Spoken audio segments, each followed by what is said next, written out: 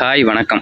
இது delta director. நான் உங்கள் இன்னைக்கு இந்த வீடியோவில் வந்து துரை செந்தில்குமார் அவர்களோட இயக்கத்தில் வெளியான த லீடர் அப்படிங்கிற படத்தை பற்றி நடிப்பு வந்து நம்ம லெஜண்ட் அண்ணாச்சி அவர்கள், சரவணா சார் அவர்கள் வந்து நடிச்சிருக்காங்க. நேரடியாக செய்கிறதில்ல.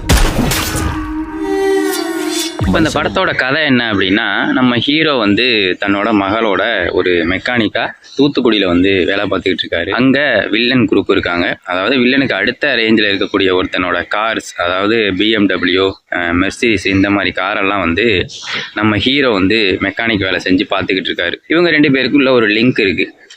அதே சமயத்தில் வில்லன் வந்து அந்த தூத்துக்குடி ஹார்பருக்குள்ளே ஏதோ ஒரு வேலை செய்ய போகிறான் அப்படிங்கிற மாதிரி போலீஸுக்கு வந்து தெரிய வருது. பட் என்ன வேலை அப்படிங்கிறது வந்து அவங்களுக்கு தெரியலை.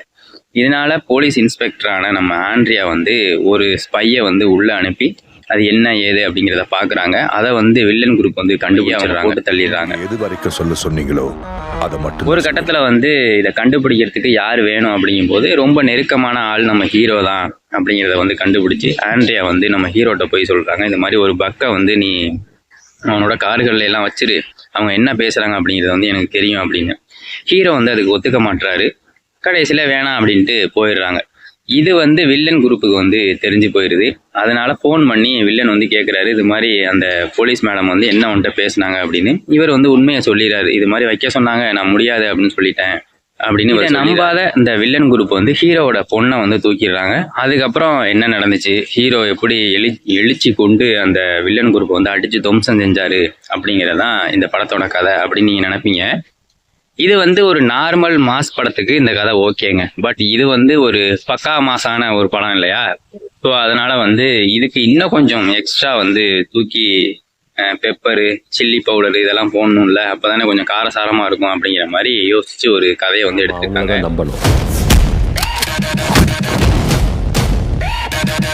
இந்த படத்தோட ஆடியோ லான்ச்லேயே வந்து நம்ம அண்ணாச்சி வந்து சொல்லியிருப்பாரு, இது வந்து லியோ மாதிரி, ஜெயிலர் மாதிரி, ஒரு விக்ரம் மாதிரியான ஒரு படம் அப்படின்னு.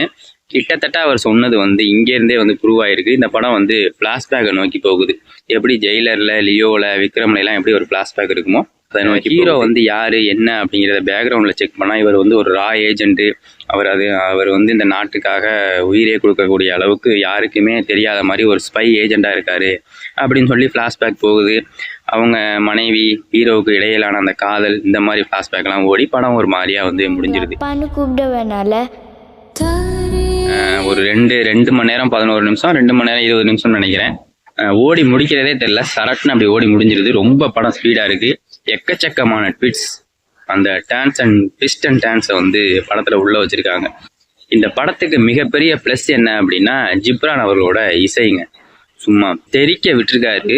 ஆக்ஷன் சீக்வன்ஸ்லாம் வந்து நம்ம அண்ணாச்சி வந்து ஆள் கொஞ்சம் கட்டையாக தான் இருக்கிறாங்க. இருந்தாலும் அதை வந்து தெரியாத வண்ணத்தில் அதை வந்து எடுத்திருக்கக்கூடிய அந்த சினிமாட்டோகிராஃபியாக இருக்கட்டும், அதுக்கு நிகரான ஒரு பேக்ரவுண்ட் மியூசிக்காக இருக்கட்டும், படத்தை வந்து தூக்கி நிப்பாடுது அப்படின்னு சொல்லலாம். ரெடியாக செய்கிறதில்ல. மனுஷங்க மூலமாக தான் எல்லாம் நல்லதும் நடக்கும். அந்த வந்தே பாரத்தில் வந்து ஒரு ஃபைட் சீக்வன்ஸ் நடக்கும். அது ரொம்ப நல்லாவே இருந்துச்சு, ரொம்ப நல்லா எடுத்திருந்தாங்க. மொத்தத்தில் இந்த படம் வந்து ஒரு தடவை வந்து பார்க்கலாங்க. ரொம்ப நல்ல படம்லாம் அடிக்கல, நல்லாவே இருந்துச்சு. என்ன எங்கே பார்த்தாலும் கதைகளை வந்து உருவி எடுத்துருக்காங்க, கொடுத்துருக்காங்க. ரொம்ப நல்லாவே இருந்துச்சு, எந்த இடத்துலையுமே போர் அடிக்கல. பட் ஆனால் இது வந்து ஏற்கனவே சுட்ட கதை தானே அப்படிங்கிறது நமக்கு வந்து அப்பட்டமாக வந்து தெரிஞ்சிச்சு. இந்த படத்தில் வந்து ஒரு பெரிய ஹீரோ, அவர் சொன்ன மாதிரி ரஜினி சாரோ, கமல் சாரோ, அஜித் சாரோ, விஜய் சாரோ நடிச்சிருந்தா இன்னும் கொஞ்சம் எலிவேட் ஆகி இந்த படம் பெரிய லெவலுக்கு போயிருக்கும் அப்படிங்கிறது வந்து என்னோட கருத்து. இந்த வீடியோ வந்து பிடிச்சிருந்துச்சு அப்படின்னா லைக் பண்ணுங்கள், ஷேர் பண்ணுங்கள், சப்ஸ்கிரைப் பண்ணி விடுங்க. Thank you so much.